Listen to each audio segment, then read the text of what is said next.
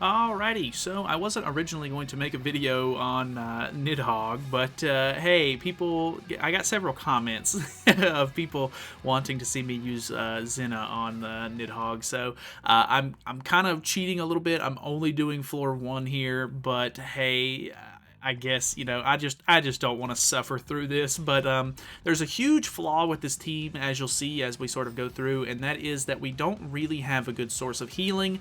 And even though the Red Magelda actually can heal our units by removing debuffs and by using her blue card, the problem is that you really want to get Zena's ultimate off if possible, because it's going to increase your attack or defense related stats, so that way you're going to take less damage overall, and it's also going to give you debuff immunity, which is a really big thing in this boss. Debuff immunity is so nice. So if you could get rid of the Magelda maybe for a healer instead, because Zena already has a way to take off ultimate move gauge and sort of rush ultimates a little bit fast. It's not obviously going to be as fast as Magelda, because every card that you use with Magelda is going to actually give you ultimate move gauge because of the way her passive works. But there's just no consistent healing on this team. You would have to wait for your Zena, or you would just have to really work around your timing with this team a lot. Like, you're gonna have to either purge your debuffs off with the Magelda before you activate her ultimate, so that way you can get some healing before you end up putting it out there, because then you're not going to be able to put any debuffs on you for 4 turns, which is, that's quite a long time to go without being able to heal.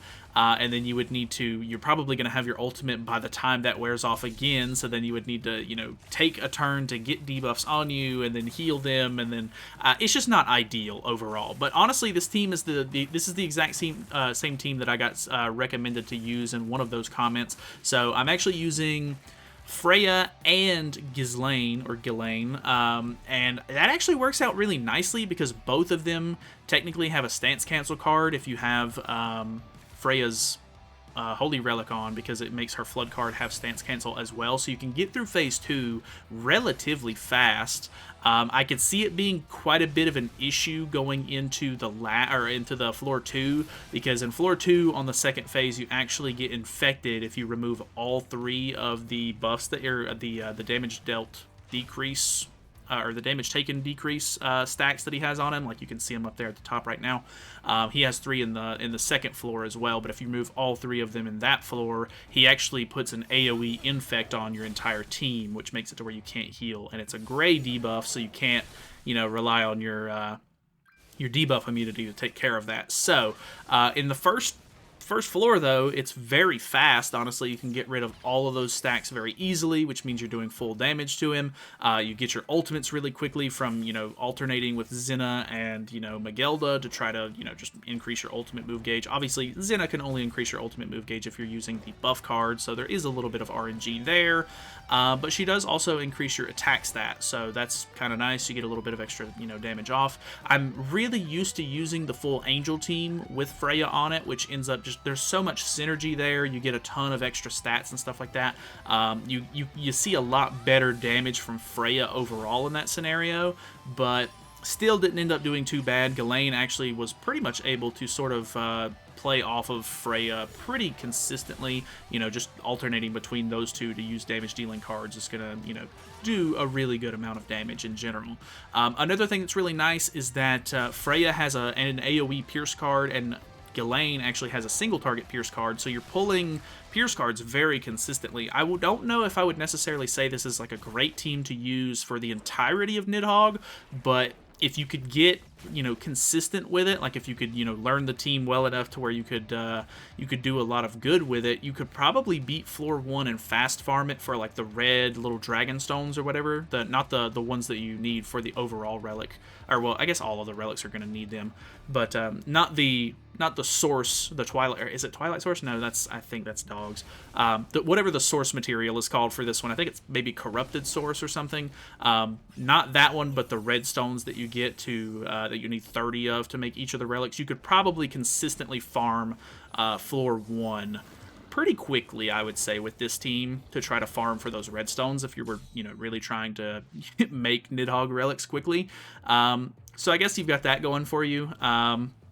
As you can see, I am getting just a ton of Pierce. I went into this one with a level 2 and a level 3 Pierce card ready to go. The level 3 Pierce card is going to take off 50% of his bar over there on the left. If you're unaware of how this works and you don't know a whole lot about Nidhoggr, basically you have to use Pierce cards in this phase to lower the bar a lot more. You can typically just use other cards, but the Pierce cards have just like an increased rate on like how fast it's going to deplete that gauge, and you have to deplete the gauge all the way to 0% for you to be able to kill the boss, because as you can see, that very first debuff that he has on right there, or very first gray buff, is actually an immortality buff, so he cannot be killed. He can't go below 1 HP with that buff on, and to get rid of it you have to have that bar at 0%. So honestly, very nice there. Just tons and tons of potential to get just an absolute buttload of Pierce cards, which is really great to get through this phase a lot faster.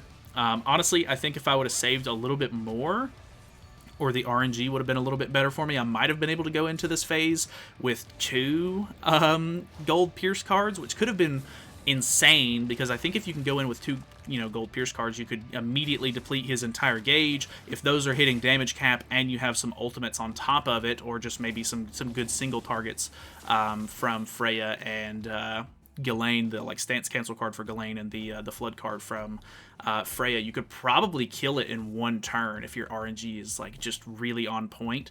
But overall, it's pretty fast. The Nidhoggr boss in general is just very slow, a lot of RNG involved. It takes quite a while to get through the entire thing. So the fact that I was able to beat this in roughly like 8 minutes, I did chop this one up a little bit, try to take some of the like resets and stuff like that out, so that way it was just a little bit quicker for you guys. Altogether, that's a pretty good run. It's kind of crazy because you can beat the bird in like 15 minutes flat, and that's like all 3 floors, whereas it's taking me, roughly 8 minutes to beat floor 1 on this one. There's just a little bit more thinking involved. This is obviously a weird team, and I'm not quite as used to it, so I think if you got good with it, it could be a really consistent floor 1 farmer, but let me know what you guys think. So thanks for watching. I'll see you guys later.